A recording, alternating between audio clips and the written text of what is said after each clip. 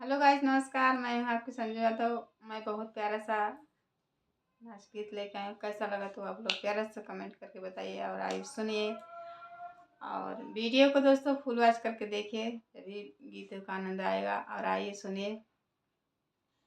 गुलाबी कलर साड़ी चुभई नस नस में, गुलाबी कलर साड़ी चुभई नस नस में, गुलाबी कलर साड़ी चुभई नस नस में, गुलाबी कलर साड़ी।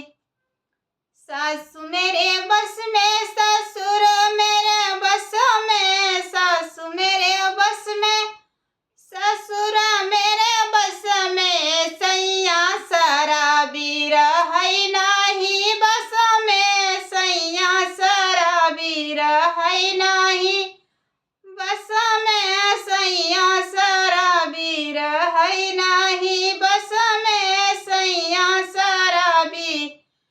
गुलाबी रंग साड़ी चुभई नस नस में, गुलाबी रंग साड़ी चुभई नस नस में, गुलाबी रंग साड़ी।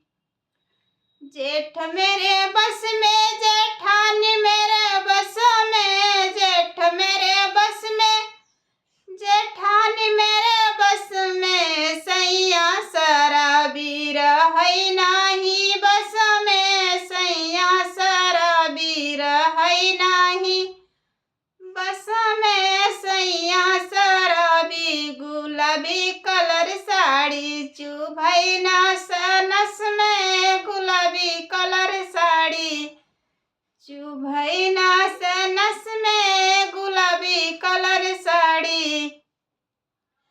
देवरी मेरे बस में, देवरानी रानी बस में, देवर मेरे बस में, देवरानी रानी बस में, हो सैया शराबी रहै नाही बस में, सैया शराबी रहै नाही बस में, सैया शराबी रहै नाही बस में, सैया शराबी।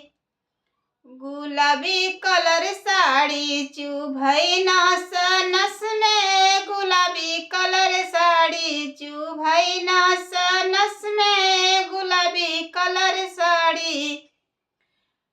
गोतिन पड़ोसिन ननद हमारे बस में, गोतिन पड़ोसिन ननद हमारे बस में, सैया शराबी रहै नाही बस में, सैया शराबी रहै नाही बस में, सैया शराबी। गुलाबी कलर साड़ी चुभई नस नस में, गुलाबी कलर साड़ी चुभई नस नस में, गुलाबी कलर साड़ी चुभई नस नस में, गुलाबी कलर साड़ी।